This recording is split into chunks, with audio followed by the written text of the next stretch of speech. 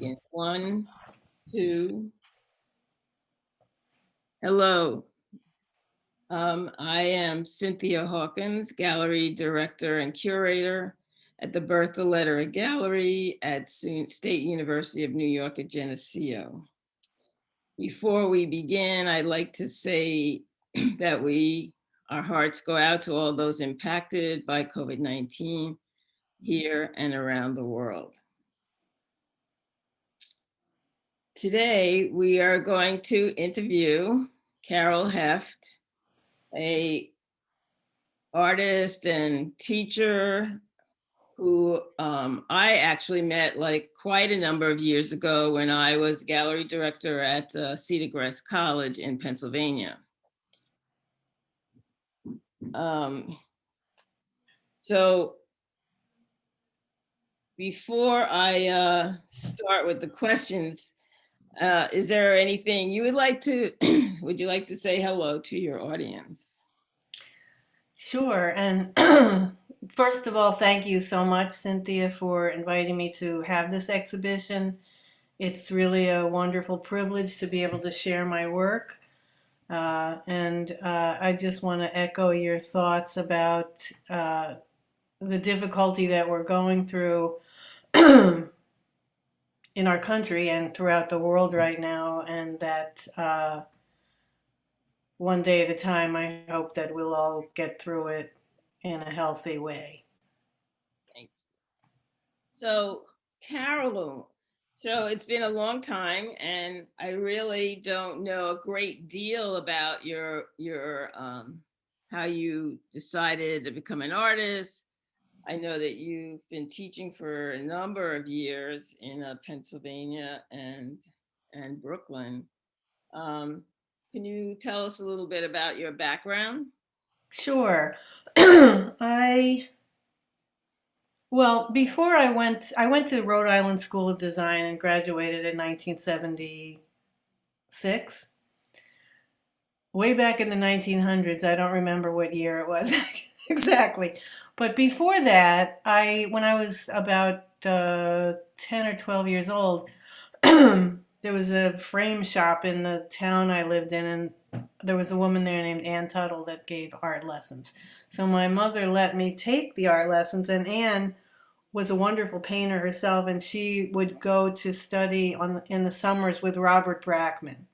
Robert Brackman was one of the instructors at the Art Students League, and he had studied with George Bellows, from the Thomas Eakins school, the early American masters. And of course, as a young country, there really weren't academies here, except when artists went to Europe to study and then came back and taught at the new academies here, particularly in Philadelphia, but also New York, the Art Students League.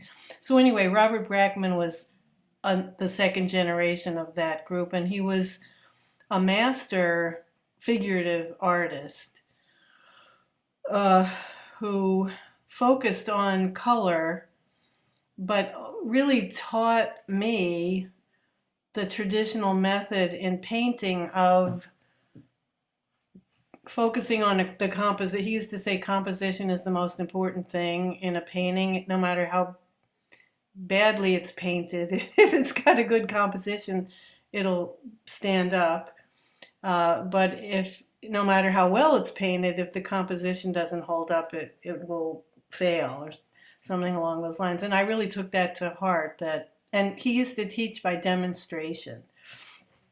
So I was the youngest person at this summer school that I went to where he taught, and we used to follow him around, and he would demonstrate composing, constructing the images, and then in a very traditional way, doing a chiaroscuro underpainting with yellow ochre.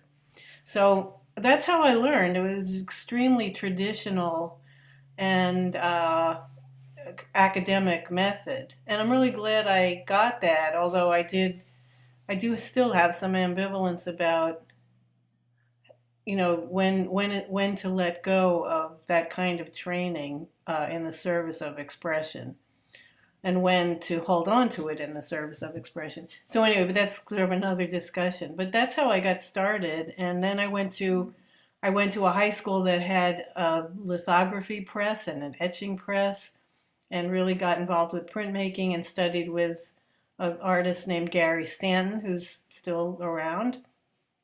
I think he lives in Massachusetts. I still keep in touch with him. And then I went to Rhode Island School of Design, and where I studied painting from a different perspective, a lot in a less traditional way. And it was a great experience going to RISD. It's modeled after Bauhaus. The Bauhaus was one, the original model for most art schools that followed.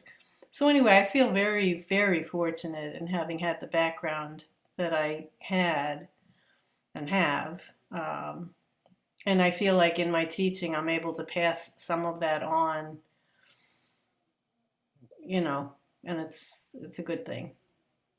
Yes, I know some other artists who had a very, traditional, especially when it comes to figure drawing, which serves one well throughout one's career, regardless of what you end up doing, what style or. So let's talk about your drawings in your show, The Changing Landscape, Motion and Memory. So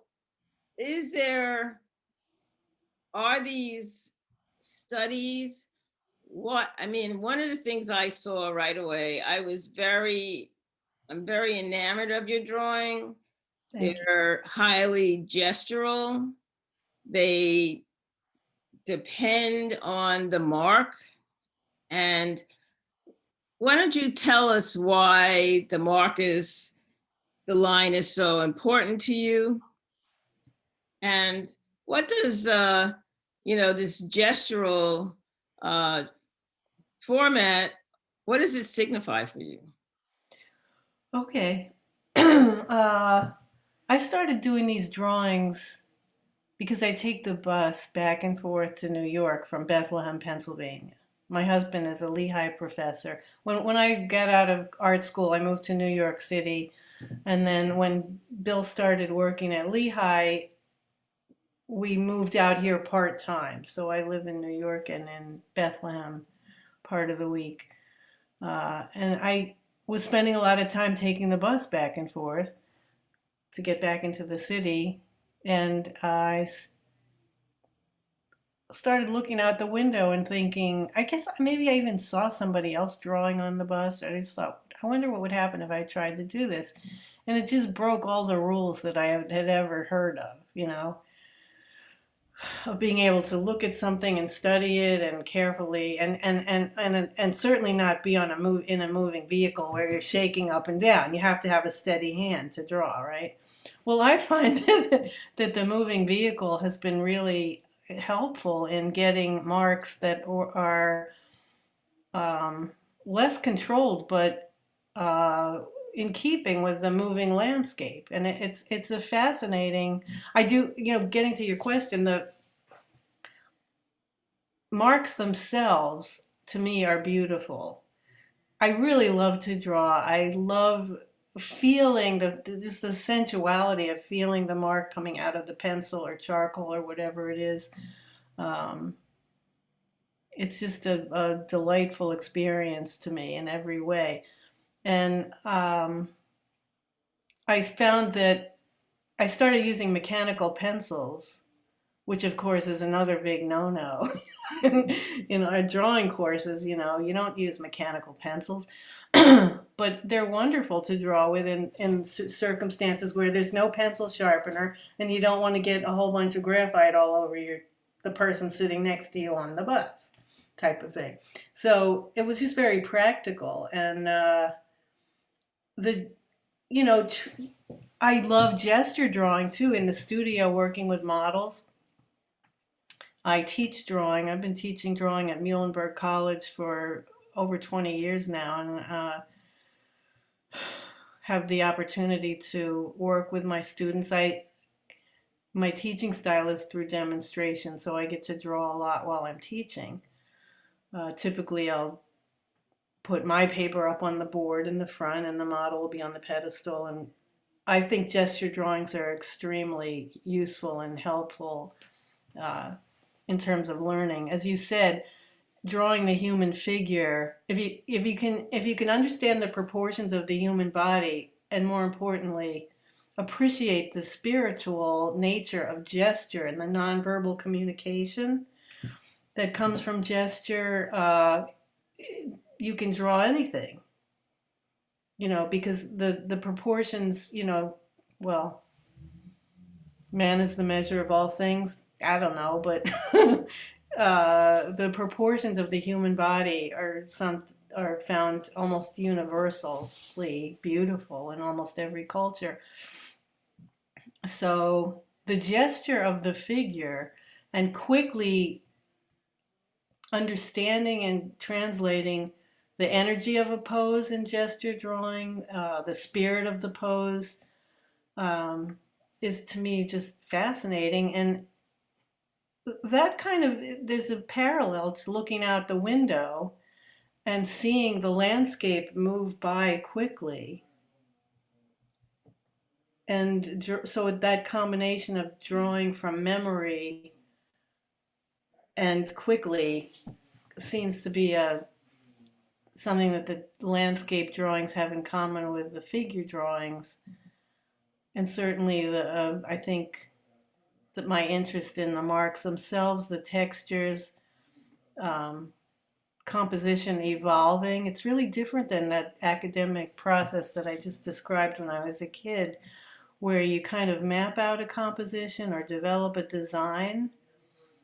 In the landscape drawings, there is a deliberate design that often snaps into place, you might say, at some point, but just as often at the very end of the drawing, everything will change. Not everything, but the dynamics of the composition will change. And I really like having that kind of freedom. So the gesture in the figurative gesture drawings, well, let me put it this way, the landscape gesture drawings are dependent somewhat on the movement of you in the vehicle, and the figurative uh, gesture drawings are dependent on what? I would assume that the figure is stationary, but Not for long. No, I'm when I draw the figure, I like the faster the better. The shorter the poses, the better. Within reasonable limits. I mean, I like 30-second poses yes. because there's no time to measure or agonize. Oh, if you want to learn about proportions and develop that skill, there's plenty of ways to do that. But if you want to learn how to hook into the energy of a pose, and also I think learning proportions by drawing really fast and not being able to measure, it's like a sink or swim kind of thing, and eventually you swim. So the figures though have a sort of like feel, well, definitely to me feel like there's some like a dance, like as if there was this performance happening that you're trying to keep up with. And I guess um, that's indicative of such short poses. And also I think uh,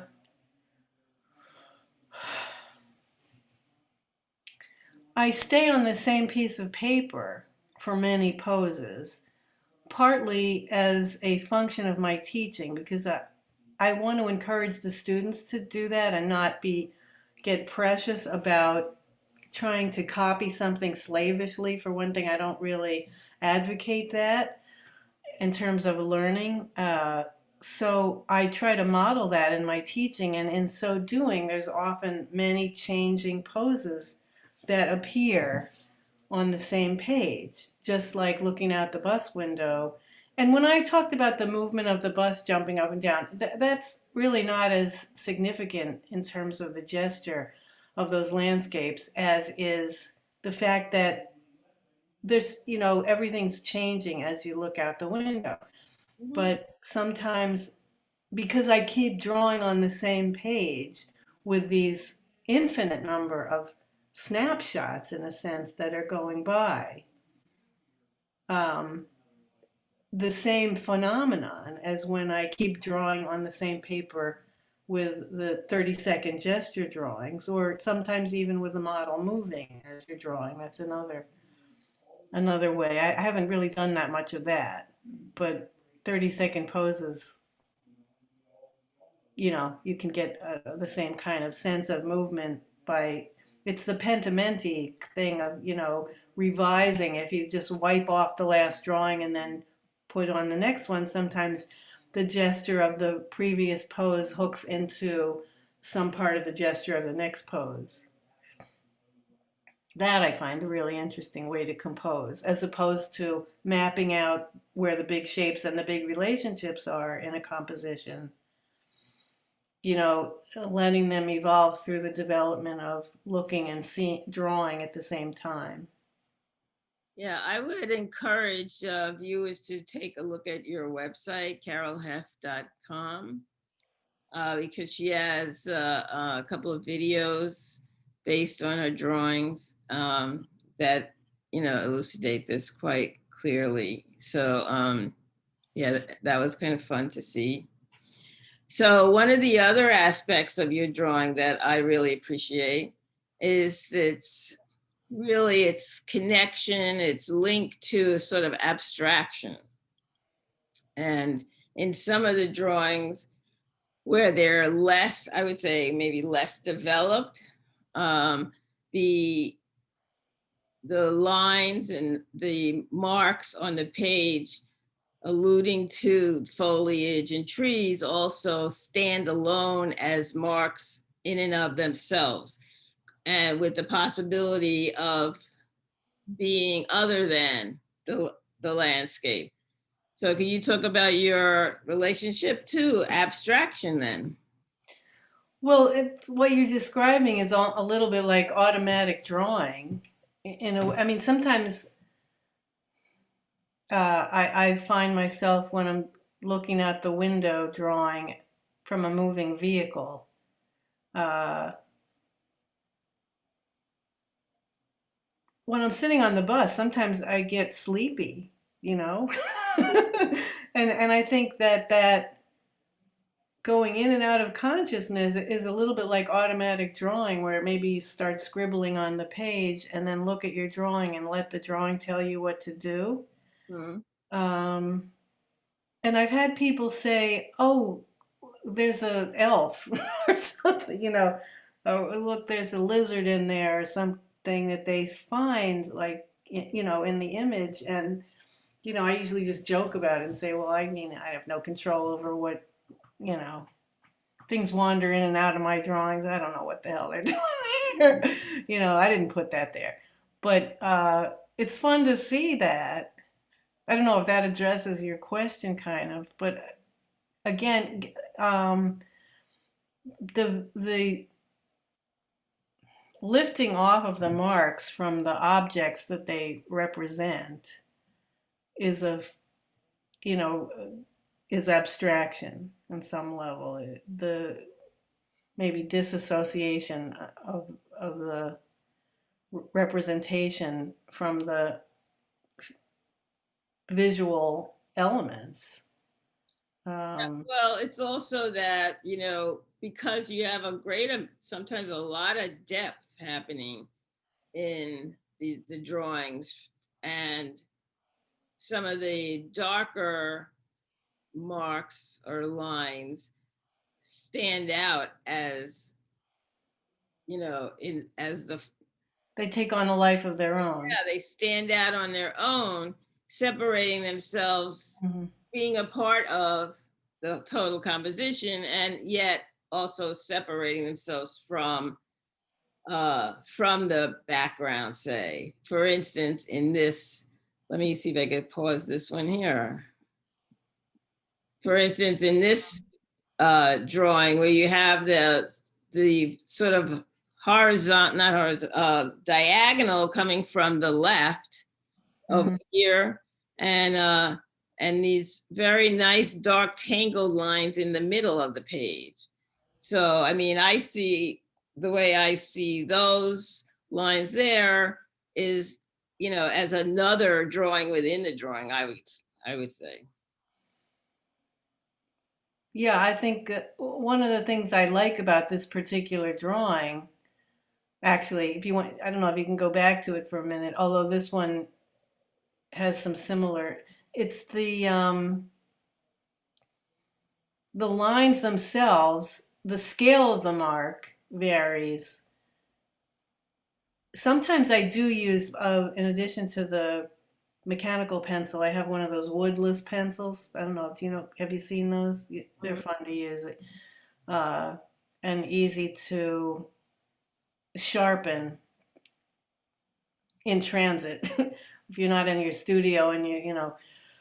But and also I can use like it's like a dowel of graphite, and so I can turn it on its side and get a much thicker mark. And I really like the variety of the scale of the mark, particularly in this one. I mean, to me, this is extremely abstract because even though you look at it and you maybe feel the spirit of the landscape, it's also the design and composition are very important in this. Going back to what Brackman taught me, uh, where does your eye enter the picture plane and how does it move around it and where does it pause and what are the focal points? And that shape on the upper right, that's sort of like a evergreen tree. You know, one of the things I've noticed looking at there's a limited number of types of trees out there, you know, and I'm certainly no botanist, but um, it's just very interesting how different trees grow in different ways, um, and that's interest goes beyond the fact that they're trees to me, you know. They're these things that come out of the earth and they have limbs, and we call them limbs because they look like arms and legs sometimes, you know, or fingers.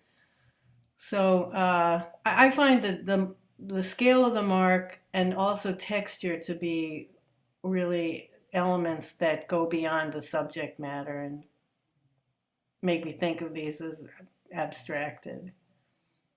I don't know if that makes any sense. And that's also something that makes them different than the figure drawings. I think in the landscape, there's such a huge range of beautiful textures and shapes and all the elements, you know, of art, uh, value. And in drawing the figure, it's a little different because the figure isn't an environment. The figure is in an environment. And I'm not drawing a tree here. I'm drawing the whole environment in which the trees exist. And that's a different thing, I think, than looking at the figure, although drawing the figure over and over again on the same picture plane, wiping it away and continuing could create an environment. Mhm. So who are some of your like art historical influences? Oh, Van Ruysdael. I might be butchering some of these pronunciations, but um, certainly Rembrandt. Rembrandt, the greatest, you know, one of the greatest draftsmen who ever lived. Just the scribbles. I mean, I sometimes say to my students, these are a bunch of scribbles, but the way he arranges them, they're imbued with the human spirit in a way that can't be described in words, and that is magic. Well, I have to say, I was in England few years ago, and I was at the Ashmolean Museum in Oxford, Mm-hmm. and I got to see some Rembrandt prints up close, his landscape prints, and his those marks for those, the bushes and the trees in the foreground and are like pretty abstract. Yeah. So it was like quite a thrill to see The up close like that. Yeah. the another one is Van Gogh. Van Gogh's drawings are just magnificent and very abstract.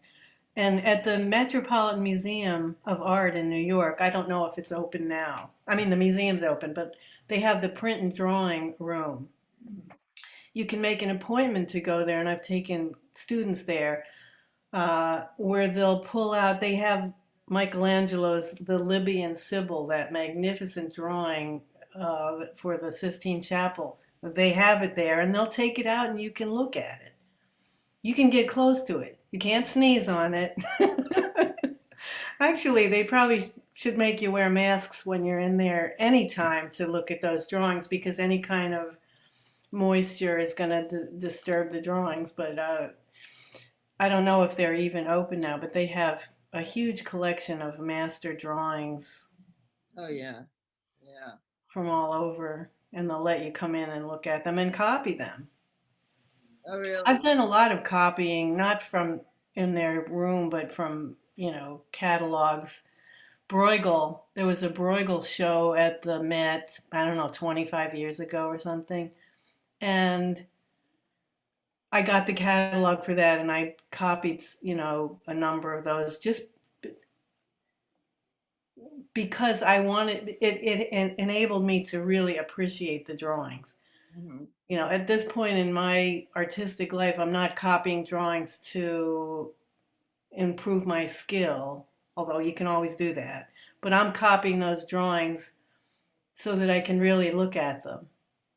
A lot of times I say I can't see it unless I draw it, and I can't draw it unless I see it. Yeah, well, that's like slowing your eye down, you know. So yeah, I can understand And that. that's a really different experience than looking out the window, scribbling, finding a tree there, and then 2 seconds later, oh, that shape echoes what I just saw. And all of this is unconscious. I mean, there's no time to think in words of this. It's only looking at it later, having a conversation like this, which I really appreciate because it helps me understand what I'm doing. Because when I had a friend once, she said, when you're painting, it's like you're in a trance. Hmm. And I don't know if I would articulate it exactly that way, but I don't have the kind of formal analysis while I'm working that I can have talking and looking at even my own work afterwards. Yeah. Well, there's an art educator, Annie Storr, out of Hmm. still at Brandeis, who developed a program of slow looking. You know, the I think it's called the quiet eye, but it's about looking slowly and deeply at work instead of what everyone does, that fast, walk by. So Hmm. that's um, something that you could like access our work online too. So yeah, but I totally relate to that. Yeah.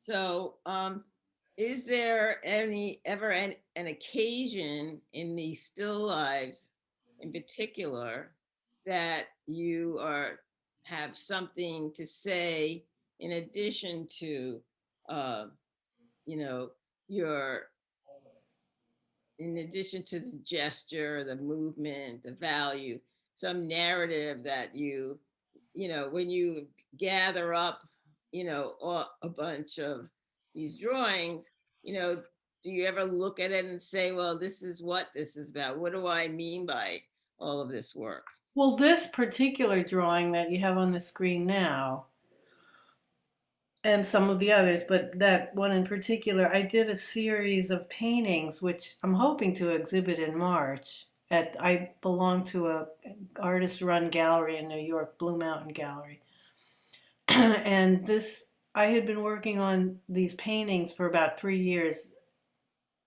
they started,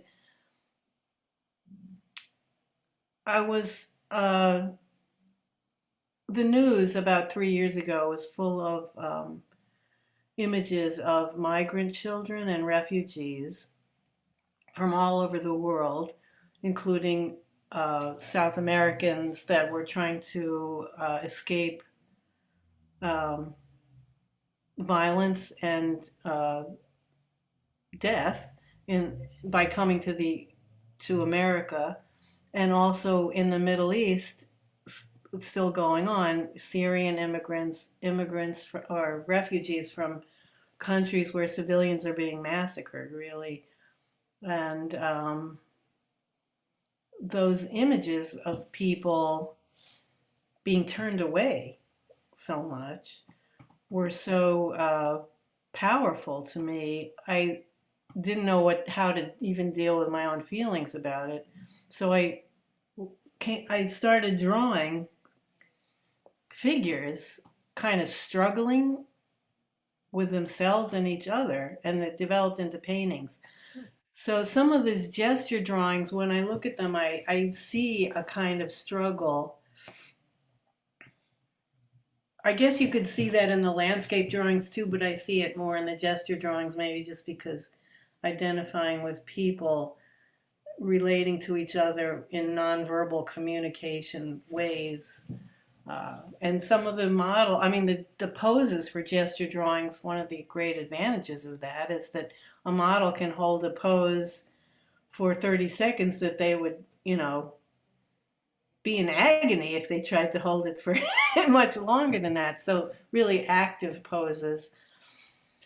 And those active poses often um, communicate movement and people dancing or hitting each other or whatever, um, turning away from each other. There's, just such a huge range of nonverbal communication I think studies have shown 90% of the way people communicate is nonverbal through gestures and facial expressions, tone of voice. Um, so all that's, you know, yeah, I think there is often a lyrical quality, maybe a narrative, but it's not usually conscious. I don't know, just the way the trees are leaning in toward each other, and then some of them are, but I don't know if that's more. I mean, to me, what's interesting about that drawing is and most of them is what happens at the edges of the drawing, Hmm. and making sure that's really interesting to me. What happens at the edges of the drawing, and do they imply that there's something going on? Same thing with the figure drawings. What's going on outside the picture plane? Is that important? You know, in this one, it's clearly somebody's reaching up and either pulling somebody down or pulling somebody up, and that's really symbolic too. I mean, just in terms of religious art, historical art, you know, what does it mean to pull someone up or down, Right. reaching? And I think that, certainly I've been influenced by current events, if you want to call it that, or just seems to be the ageless struggle of people trying to both help each other and master each other Right. somehow. Aggression and compassion, and how do they? The ancient Greeks knew it all.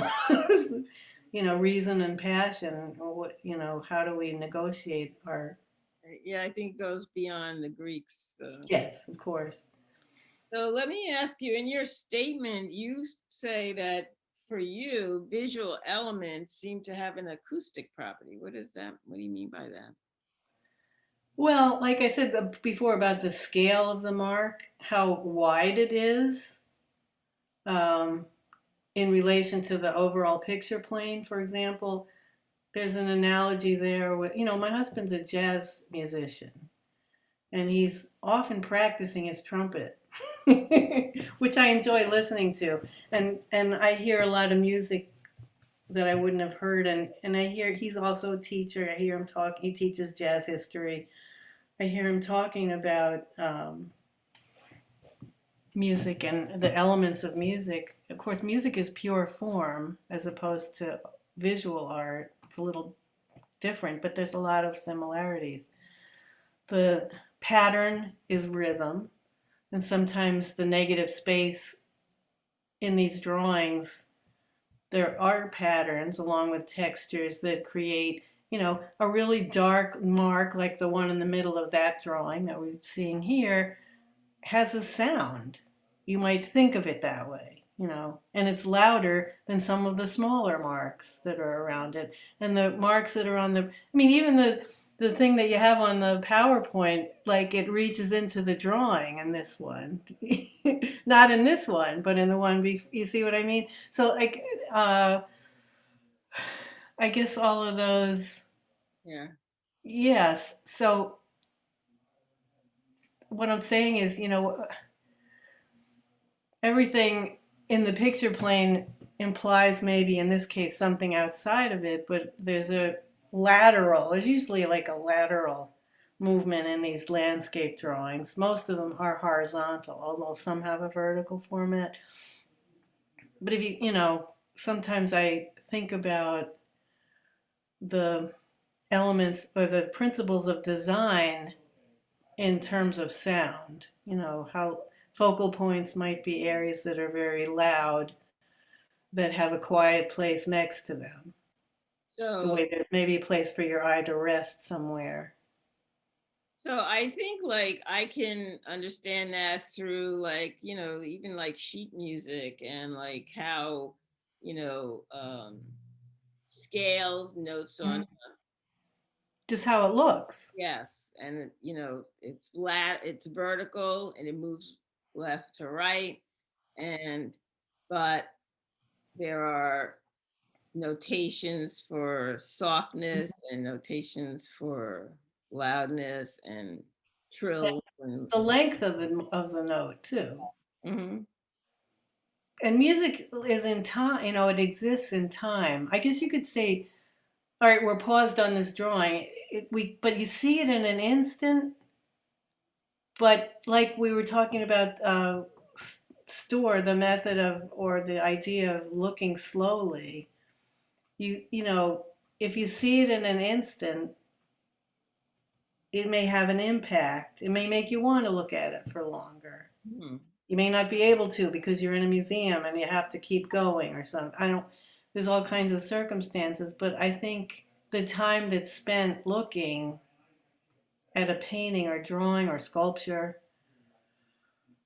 or being in a building, whatever it is, maybe there's some analogy to the time it takes to process the forms in music. But it's a completely different experience because it doesn't exist. You know, the temporal element really makes a difference. Even looking at all of these together is different than just looking at one of them. Right. Sometimes when I'm teaching art history, I like to ask students to write about, look at a painting and just, you have 15 minutes, just blurt it out. Describe what you see. And just spending 15 minutes, which isn't that long of a period of time, but it is when you're looking Yeah. at slides, and you just see so much more as you write about it. And then I ask them to talk about what they wrote about, and I find that very interesting. When I do it myself too, I just see so much more than I do even if I'm looking at the thing for 20 minutes. If I actually write down some of the things that I see, that's a different experience too. Yeah, I guess, and that's how like art historians can uncover, you know, that deep looking uncovers, narrative and, symbolism and Hmm. references outside of the work Hmm. of art. Yeah. And And technique too, as far as that goes. Yeah. So also, I just see so you also talk about how long it takes you to get, how like that you can spend a number of years thinking about some uh I don't know, project or painting before you actually start to begin it. So why do you think you work that way? Well, that body of work I was talking about, I call it War and Separation, as the exhibition title for those paintings. I don't know that I thought about that for years. I worked on those paintings for a couple of years. They did evolve, but in that case, I had a pretty clear idea of the process, the technique. They're figurative paintings that are reminiscent of like history paintings that depict people. Um, they're not photorealist by any means. They're pretty painterly, I think. But that's one thing, and I find myself not. I mean, I have a pretty wide range actually of imagery and processes, and that might be something that you might say a critic might say, well, that holds you back in some commercial way, as if I have any I don't have a commercial bone in my body. I found that out pretty early, but I'd much rather give myself the freedom to try different things, even at my age. And when I say that, I don't mean like chronological age, although that's part of it. But I feel like in some ways I've mastered my craft in some ways, but craft isn't the whole story. Like right now, I'm working with this idea of automatic drawing again, where images, if I try to make some marks on the paper, look at the paper, ask my drawing, what now what? you know, Yeah. as opposed to, this is what's going to be on here. And that's what you're going to be, line. As opposed to letting the line kind of suggest things. And that's a much more interesting process. Let me point out this in this image, in this drawing right here, it towards the uh, center of the drawing, you have this erasure, Mhm. this erasure, and I find that very interesting as a somewhat antithetical to the whole enterprise, in a way, to laying down marks. In this instance, and one or two others, there's a removal of of of the mark. And But I also see those as marks. mhm. They're white marks. You know what I mean? Like the eraser is a drawing tool. It's not to remove something. It's removing the graphite, and in so doing, it's making another mark. And that comes right from observation, because depending on the time of day and where the sun is, there's light hitting one side of the tree maybe on one side of the road. Because if I look over here, the shadows are on a different side, the cast shadows and the shadows hitting the form. So, um, No, I like seeing that, juxtapositioning of um the graphite versus, the white paper yeah. going.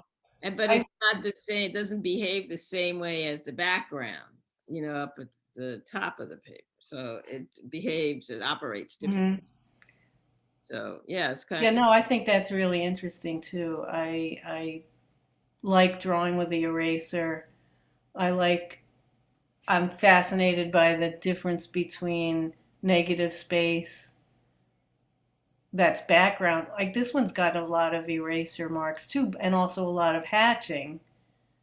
And sometimes in the bottom, the foreground of this one, there's the eraser marks are going in a different direction than the hatching. Um, and that's often conscious. Like, I mean, I might not be thinking in words, gee, these marks are going this way. Maybe we need something over here. Right. The way I would if I was talking to somebody else about their drawing. Like, why don't you try this? Or let's look at it this way. But I guess that's all still going on in my head. You know, Yeah. this, it needs something here. Or that line on the left that's so curved maybe makes me want to put that diagonal line that's on the right side there just to balance it. Maybe that's a design issue more than a compositional issue. I don't know, but they, Well, I guess, after so many, years at work, you do kind of yeah. instinctively and like make an assessment on what your Mhm. work needs. I know. Yeah, sometimes Do you, you do that too? Do you feel that's true for you? yeah, I was just gonna say, I just recently made a couple of paintings, and one of them, it was like, I said, oh my God, this needs a graphical, needs Uh-huh. something graphical here. And when I put in these couple of triangles, I was like, okay, it's saved now. I mean, it's, Mhm. and you just know your process, what works within your oeuvre, you just Yeah. know. And sometimes it takes you a minute, a little bit to accept that, you know, Mhm. it needs something more, but Mhm. yeah, I totally understand that. And also, I think we're all working within our own sense of design. Right. Hmm.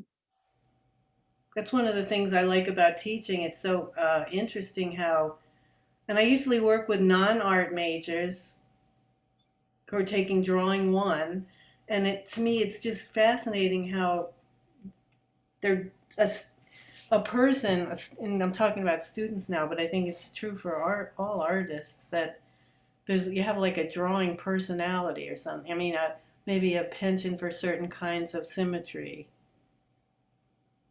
you know, Yeah. or symmetry at all, you know. So, in recent years, since I was at Cedar Crest, there seems to be a lot more artists who really only uh, drawing is their primary practice. And um, what do you think about that? I mean, it's not whether it's viable or not, but why do you think that would be? I don't know. I mean, I haven't noticed that. I think drawing is still a stepchild of the two-dimensional art world in some ways. But Leonardo did thousands of drawings and not too many paintings, and he, I think, really loved drawing. And I think part of its attraction for artists is it's so direct. You see what you get. I studied printmaking when I was a teenager. I loved printmaking. I love intaglio printmaking. Sometimes I still find myself, I'll work with oil pastels and pencils and I'll wipe off the paper like I would an intaglio plate because I just love the way it looks. And I think my drawings are very printerly in some ways. The point is, I think, but when you're making an etching, it's like it takes hours to find out what it's going to look like. Yeah. Weeks, sometimes. You keep pulling proofs and making alterations stuff with a drawing. You take the eraser, make it a little. And I have no interest in making multiple images. I mean, people aren't banging my door down to purchase my work. That's the truth. I've been giving these drawings away sometimes by selling them for very little, sending them to people all over the place. I'd much rather have people see my work than have it pile up under my bed. Yeah. That's just how it is for me. So that's another reason why I don't mind drawing as opposed to printmaking. I don't need 20 an edition of 30. Yeah. Well, I think there's a lot of people making prints now who are totally not into like auditioning per se. Even That's if, true. you know, That's true. and yeah, probably partially to keep it closer to like a, one of a kind situation, but it's also, you You know, can do things with printmaking that you cannot do with drawing. You yeah, can't get the kind of texture you can with aquatint that you can with stippling with a pen. It's not the same. yeah. Similar, but But artists doing printmaking are not that interested in auditioning anymore. Who needs, to I make think you're right. the same thing? So Yeah, I think you're right. I've been watching this British printmaker who does lino cuts and Japanese woodcuts. And she said straight up, this is, I make adjustments all along, and it's not, very few of them are the same. So, but, Mhm. it's because isn't part of making and doing art sort of like an experiment? If you knew what you were going to do, maybe you wouldn't do it, you know? Maybe it would take all the fun out of it. Yeah. But people, different temperaments. There are people that know exactly what the thing's going to look like and they execute it. Yeah. There are Sometimes a when lot they of people like that. Yeah. and some people execute it while they execute it, but others they are able to keep it alive because the idea itself is so exciting and it's just a mechanical process to I find that's sometimes true with my work. I'm teaching two-dimensional design now. We're making tessellations. I find those fascinating. But that's a real mechanical process, but there's still a lot of interesting design elements. So again, I think every image has its, requires its own method in some ways, But I agree with you. I think, the discovery is so much, the journey itself is so much, it's reflected in the final product. Yeah. The final product, it's, you know what? It's just a piece of paper with some dirt on it.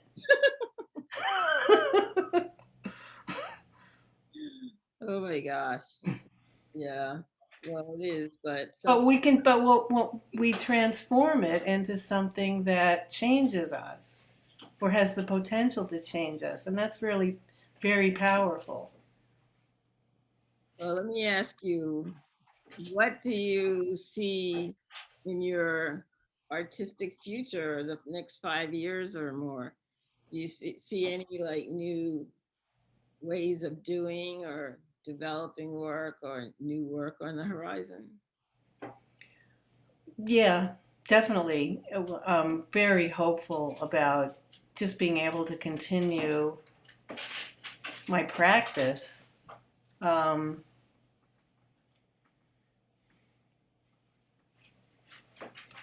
it's interesting talking about that because I don't usually think about 5 year chunks anymore.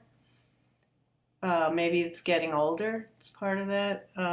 And I think every time I do a drawing of a landscape, it's a new experience and it's very exciting. And the same thing with figure drawing. I'm so grateful for that. I never think of it as drudgery or anything. I mean, it's just eternally fascinating to me. And so is coming up with that automatic drawing that we were talking about before. I think if as long as I'm able to approach each work on its own terms and see it as an invitation to an adventure, that's really, what could you ask for? What could be better than that? Right. Well, And then to be able to share it with other people, and sometimes they appreciate it, and sometimes they're indifferent to it, and that's all okay because it means something to me. right. You only get one life, as far as I know. Well, I want to thank you for participating in this interview. And that, uh, and that everyone should know that Carol Heft, Changing Landscape, Motion and Memory, will go live on November 4th. And there will be the images to the show, which will be linked to Flickr, but you can make them larger and larger so you can really get in there and see, and as well a link to this interview. So I want to thank you, Carol, very much. Oh, thank you, Cynthia. What a great experience it's been talking with you today. And again, just being able to share my drawings is quite a gift. Thank you. Thanks.